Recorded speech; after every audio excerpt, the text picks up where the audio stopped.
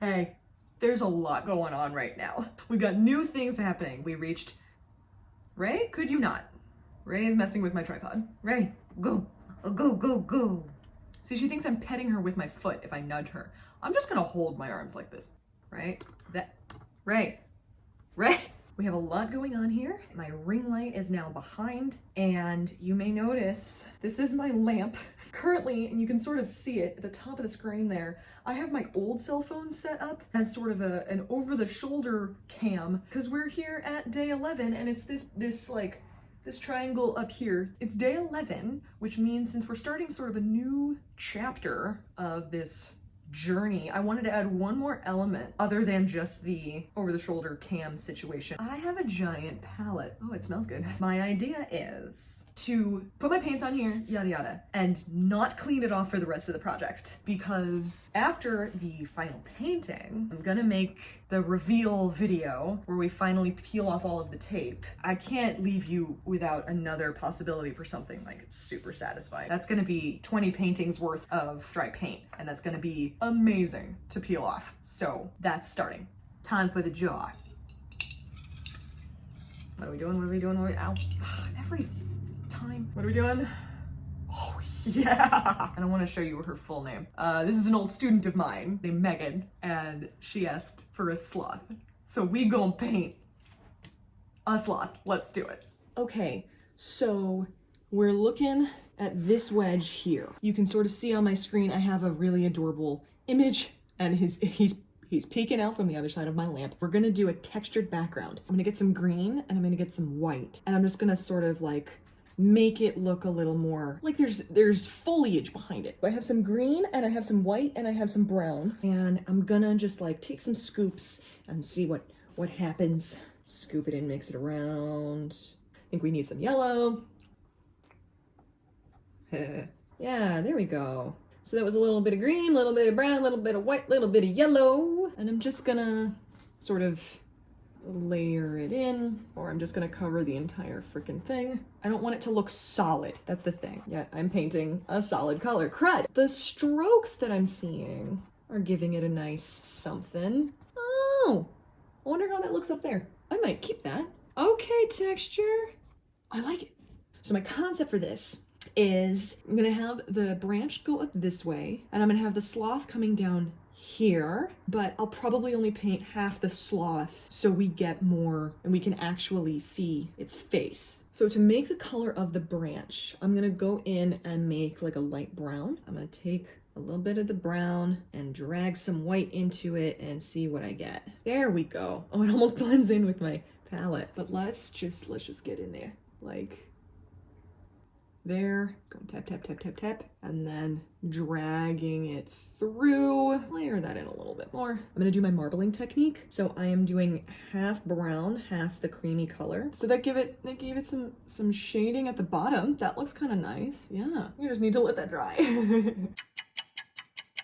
All right, we are back. I want to give it more of that wooden texture, give it that layer of something. We may go in a little bit later and do some like actual more defined lines. So you could actually like tell that it's supposed to be made of wood, you know what I'm saying? So let's get into painting the actual sloth. So I have my number 6 brush, and I have some black paint down here now. So I'm gonna make a mid-tone gray color to be the actual color of the sloth, so I can make a little outline. So we're just gonna mix. So to avoid blending with the wood, I will eventually need to paint his other paw, claw, whatever, his other set of toes onto the branch. Okay, we're going. His first arm is gonna start there. Yeah. Ooh boy. Okay, fill that in so I can really tell what the proportions are, because we all know I'm professional with proportions. Go down and be that pudginess. Yeah. And then we're here.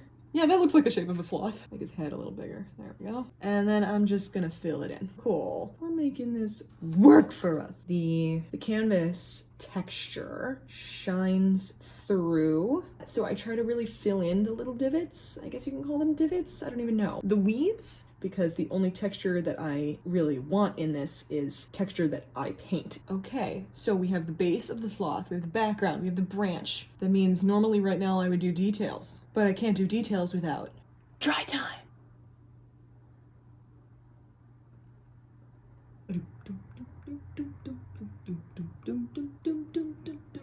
dum dum dum dum dum dum dum dum dum dum dum dum dum. Alrighty, I'm gonna finish the arm. Now on my reference picture, you cannot see the toeses of this little slothy guy. Although you can see the toes of this one. Toes. Ray, what are you chewing at? No, Ray, no! Note to self, you gotta clean up your slips of paper. Brittany, I'm sorry. Slothy arm, yes. Okay, Okay, I'm gonna start putting in the face now. I like having that reference area where the features are supposed to be so I can really then lay out where the arm socket, the shoulder. We're gonna lay it all out. So I'm gonna make a little bit of a really, really, really, really light brown and face. Oh, I've got brush number 4 again. Cool. And I'm just gonna fill in where his face actually is that whiter color. It gets darker near the bottom and his eyes are just black and he's got sort of a mask thing going on. Good. I like it. I like it. Yeah, that looks nice. Okay, cool. While I still have white on this brush so as not to waste it, I'm gonna make a very, very, very, very, very, very, very, very, very light gray. So these guys are really, really scruffy. I'm just gonna see what happens if I start going in random. Just placing like random lines. We're flattening and we're flattening and we're flattening. You know, if I compare this fur texture to the Niffler, this is a lot scruffier and rough. The Niffler was that sort of oily fur. The fur clumped as opposed to being verklempt. This is a lot more wiry. Yeah, that looks like a thing. Yeah, we may go in with brush 0 to give it something. I may use a bunch of different detail brushes for this. There's gonna be hella layers, you know that. You know that. We love our layers on this channel. And okay, so the arm kinda happens like that. Yeah, the light is coming from here. There we go. Like that. Yeah. Cool. Okay, that looks like a thing. Looks like a quichu. Go in a little bit darker. In case you haven't noticed, there's very, very little rhyme or reason to how I go about doing this other than lay down a base and throw in the details after. But it works for me, you know? It's just sort of like, throw it down and see what you get, girl. It's real dark under here. And my brush is kind of dry in that there is still pigment on it, but not a lot. So I'm actually putting a decent amount of pressure on the brush to get that color to sort of scratch into the painting. I'm a handsome guy. And I like using flat brushes for this. I think they smudge really nicely. Yeah, cool. Since I'm working with the black and I don't like looking at that fake face, I am going to put in his face. There's a lovely like black halo around his actual face. And then the signature look here of the eye streaks, which, I mean, we put on eye masks to camouflage ourselves as humans. I don't know how much this makes a floth? Cool. I don't know how this makes I almost said it again. I don't know how this makes a sloth camouflage. No judging, fam. We got hit. A little smile. You look so derpy. Fur around the face. Give me that texture. Yes. Now, some of him is a little bit browner, on the browner side, so I'm gonna throw some brown into that gray and see what happens. Gray up that brown color from earlier. Oh, okay. I'm here for this. Yeah. Let's sort of scratch that into the top. Oh, that's nice. Ray, you are making so much noise right now. It's a sloth. What if I did this entire video in the Sid the Sloth voice? Am I the only one who think that would actually be kind of terrifying? No, Andrea, a lot of people would hate that. Okay, cool, I won't do it. Mixing in a little bit of that brown color with the black, just blending it together because there's like some gray, there's some tan undertones, there's all kinds of colors happening.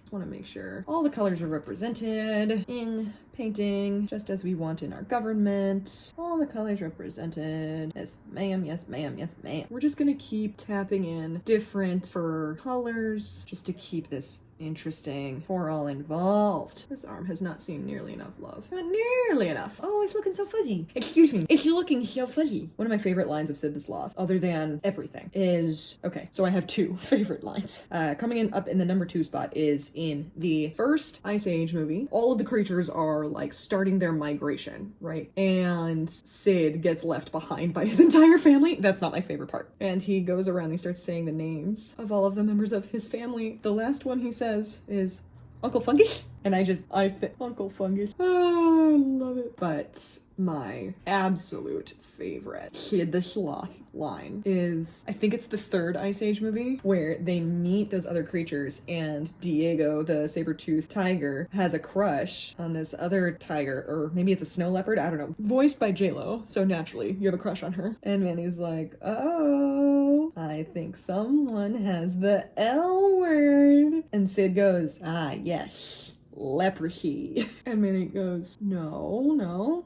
Starts with an L, ends in an E. Sid says, ah, life.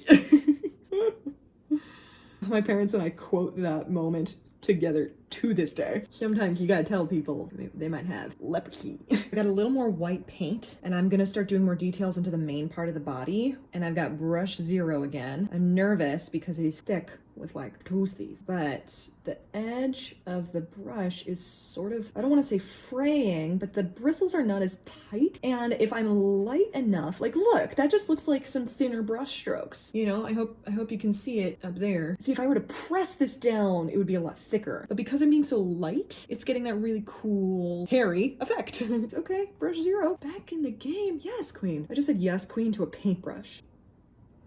Happy quarantine. Brush.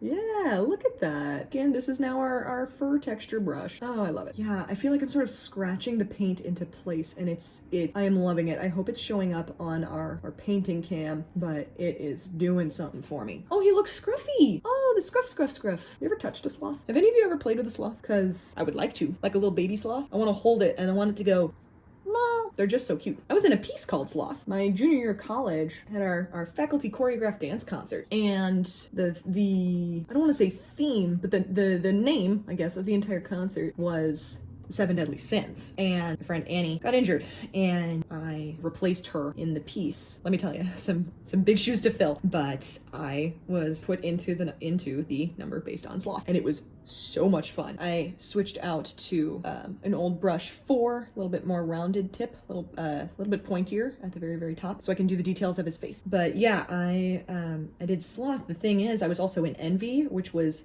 immediately following Sloth. Like blackout, change the set ever so slightly, aka switch out lights and then lights up. That meant quick change. Let me tell you about that quick change. For Sloth, I was in a full unitard. We're talking wrist to ankle, with like a sort of a draped, give it sort of a toga feel. And I had to change from that into a day dress. It was basically a sundress. And because I was dancing in a sundress, there were like some, like a black undergarment. Ooh, girl. I literally had to have like a team of people help me get in and out of that costume. Y'all, so stressful. And it's because of that. I'm gonna get flack for this, but I have very little sympathy for people who complain about quick changes. I'm sorry. If I can go from a full unitard to a dress and some shorts in a blackout, you can do this. Let's get that motivation. Let's get that positive energy. You've got this. Yeah, cool. Okay, let's do a little more detail in his nose. Make that really look like actual nose. There we go. Hey, let's blend this in. Right now it just looks like he has a weird chin strap, and that's not, that's not the vibe we're going for here. I'm brushing his hair. Okay. It kind of looked like he had a receding hairline, so I'm gonna sort of blend top bit a little bit more. I'm thinking I'm going to strategically place some perfect little black line. I'm scared, but we're gonna try. Oh, his claws. They don't really show up in the picture, so I'm sort of winging this. Tap that in. Oh, that's too much. Why can't I do toes? I couldn't do toes with the niffler, and now I can't do them here. I'm gonna do the same thing with some strategically placed white paint. The sloth fur gets pretty long, so I'm gonna try and make some of these furs just a little bit longer. Yay. And now for some very, very precise shading with actual black. Okay. Yeah. Then on his face is still kind of weird. I don't know what it is. I'm gonna try giving him some stubble. I zoomed in and it looks like it has almost a speckle, like literal stubble there. So I'm gonna try and do that, like a little bit of brown on the brush, a little bit of white, a little bit of black, just sort of like tap it in, not fully mix it. That's what it needed. Some of this like multicolor. Oh my God, yes. New favorite technique. Oh, this is great. Oh, this is great. Oh, I was gonna do some wood grain. Wood grain is really weird to make because it's kind of random. I just have black at the very edge of my number 4 super flat brush, and I'm just sort of putting lines places and hoping it kind of looks like wood. Yeah, there you go. That looks like wood. It's a sloth! We did a sloth. How about that?